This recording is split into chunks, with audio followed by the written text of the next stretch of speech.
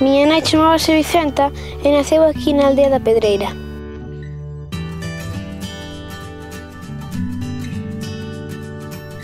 Meu pai, Salvador, era daqui da Almea de Abaixo. Eu nací na casa de abaixo, que meus pais fixeron con moito esforzo.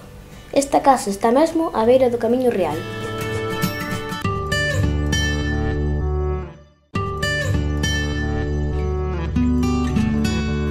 Unha lembranza infantil que conservo é a de estar no carreiro da horta unha mañá de sol mentras miña nai lavaba a roupa na pía a carón do pozo.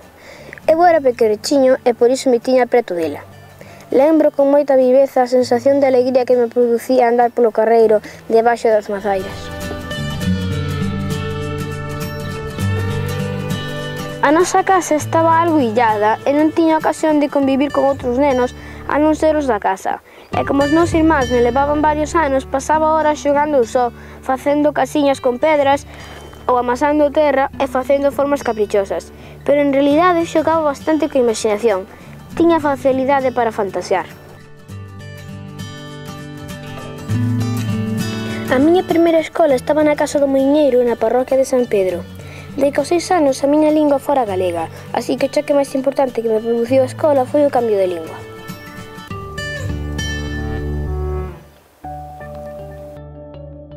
Cando andaba polos 7 anos, meu pai levoume a Lugo polo San Froilán. Fomos a Sarria a cabalo, e ali vin por primeira vez a luz eléctrica, que foi para min unha grande sorpresa. Polo serán fomos á estación do tren. Eu agardaba con curiosidade tensa por velo. Cando apareceu a máquina, tan grande e bufante, correndo cara a nós, collín pánico e botei a correr.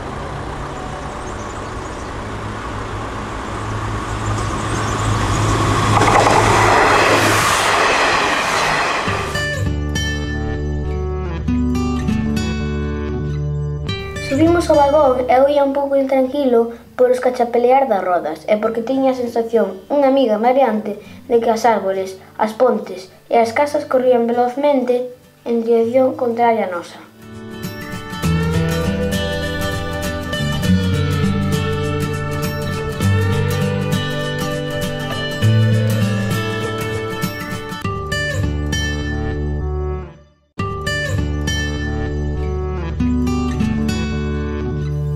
Desde os 9 aos 13 anos estiven en Lugo estudando o bacharelato elemental.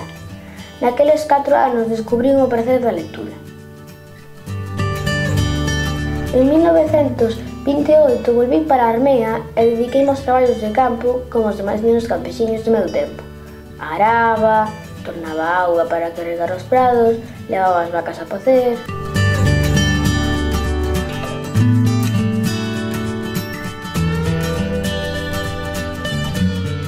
Tamén iba a romarías cos amigos, ao Moiño, ás feiras da Pobra de San Xiao ou de Sarria para vender e comprar.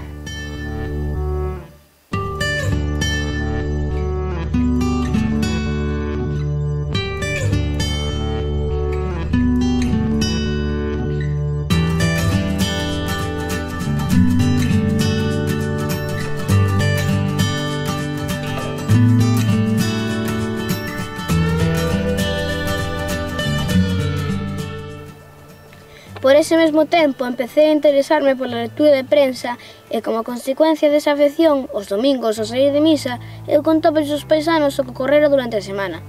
Aquilo acabou converténdose nun costume e moitos achegábanse para que lles lese as cartas de parentes que tiñan emigrados en América. Cando tiña 15 anos, empecé a traballar en Sarria no comercio de Pedro Cortiñas, un amigo de meu pai. Alí mercaba o xornal El Pueblo Gallego, que foi o meu primeiro contacto co galeguismo. Por esa época, o 14 de abril, proclamouse a República e asistín ao mitin de Lois Peña Novo e Ángel Foli.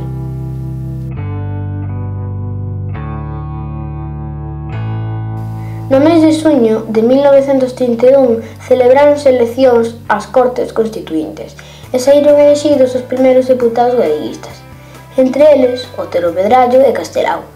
Nunha ocasión na que fun levar as cartas ao vagón do correo do tren, recoñecinos a través da ventá.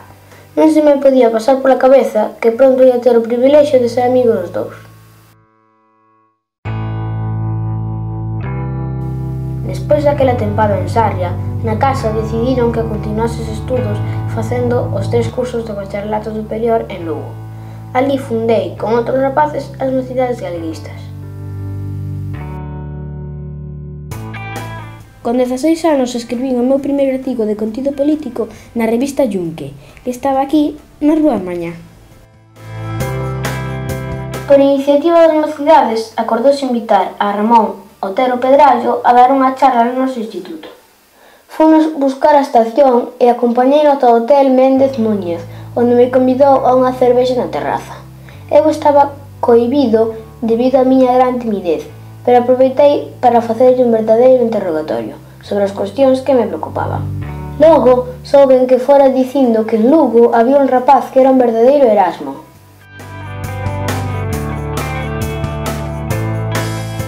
Máis tarde, coñecín Ánxel Fole, un home sinxelo de trato fácil. Foi realmente o meu mestre.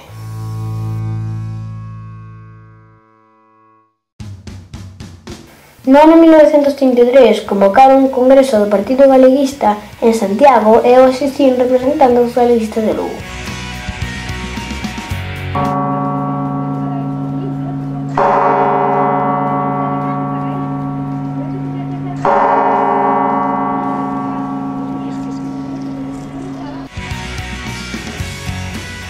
Levaron ata Berenguela e lembro que cando chegamos á altura das campás mirei para abaixo e sentí un auténtico terror.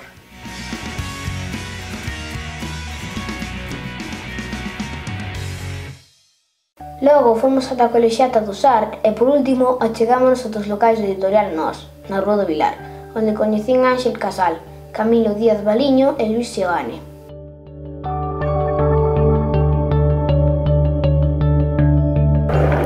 O 25 de xullo de 1935 intervín no mitin das Arengas na Praza da Quintana.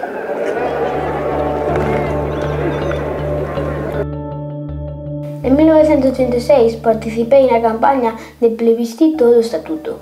Cando estalou a guerra, eu estaba no Goberno Civil formando parte da Comisión de Defensa da República. Para escapar da represión, agocheime en Lugo e en Láncara, pero despois tiven que alistarme no exército franquista.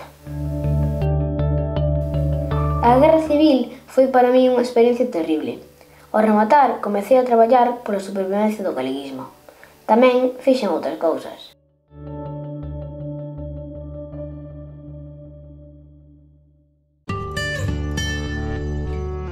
Pero esa xa é outra historia.